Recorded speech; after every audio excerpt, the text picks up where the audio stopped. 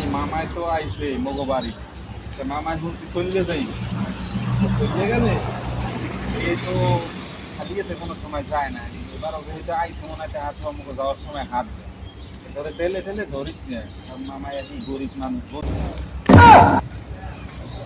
দিনে আনে দিন খায়।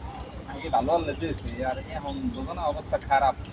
তো দিলে ধরবি টরবি না, মুইও ধরবো না। ঠিক আছে? আচ্ছা আচ্ছা ঠিক আছে। আচ্ছা ঠিক আছে।